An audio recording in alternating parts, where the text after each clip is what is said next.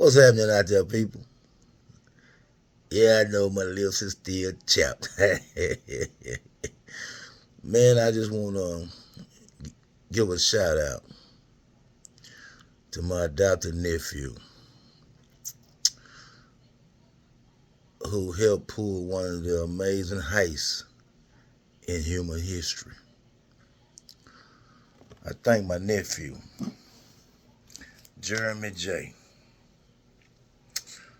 Um, for many of you, you don't know that I had a bazaar out there on 69. I had a smoke shop and a clothing store. And on March the 4th of 2023, I had took one of my employees to IHOP to feed him before I took him to the store. And I was blocked in by a Hispanic. At the time, I didn't know who blocked me in. Later found out that it wasn't Hispanic. So I went back looking for them inside IHOP restaurant. And when the waitress or host went to look for them, they found them. And at the time, I didn't know God was in the middle of this room. So when they found the Mexican, he went to going off on me. And by me being somewhat of a leader, and I had my employee with me, I stood down. I'm a taxpaying citizen, an ex-felon. I feel that I don't have to protect myself at every step. Uh, so what was for me to do was call the police and let them handle it, like a regular citizen would. Not a street nigga, not a thug, but a citizen. I called the police about 10 times, waited about an hour and had nearly 2 hours for them to arrive. But when they came aggressively in 2 carloads. And they began to tell me, Mr. Davis, you under arrest. Under arrest? For what? I'm the one call y'all. Get some help so I can get my card. So I can get on about my business. I've been in here 2 hours. Well, you have a parole violation. Parole violation? Bullshit. I had no parole violation. I just talked to my parole officer early in the month.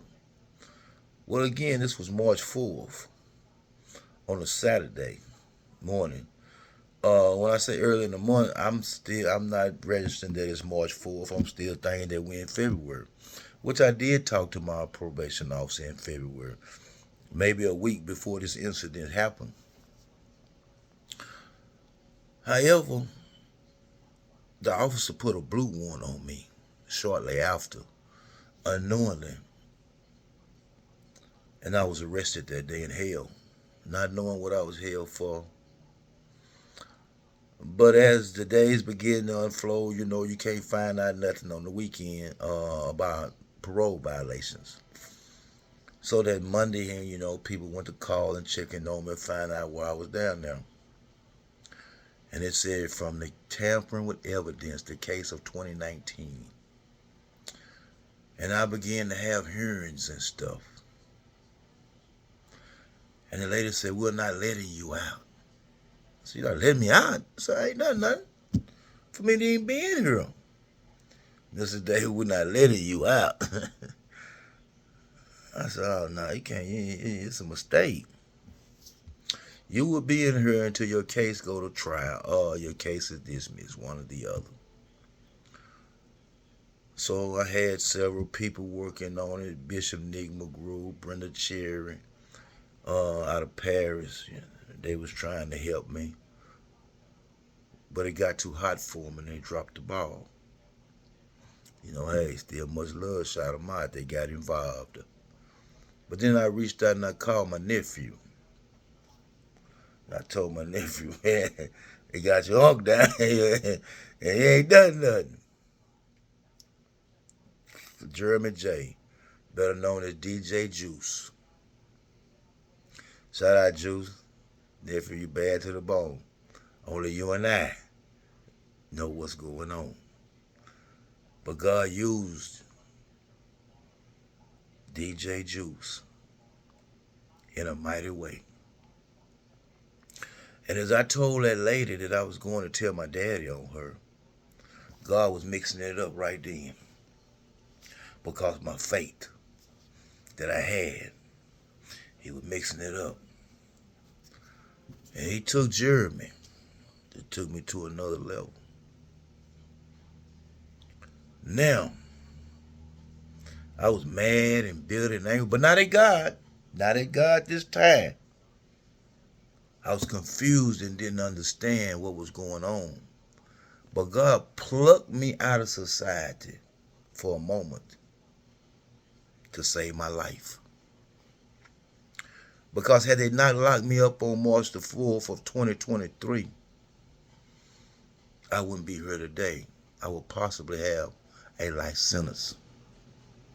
But because they locked me up, I had a reporter that sought me out to do an article on me to place in the Houston Chronicle. So I reached out to this reporter when I was in there, and he thought it was a form of retaliation from what happened in the Capitol. Because Governor Abbott gave me a check for $27,000. That's right, I said it. I never had a problem with a Republican. Well, I take that back. I had a problem with a lot of people. But the Republicans have helped me more than any other. I would state that. So it wasn't retaliation from them.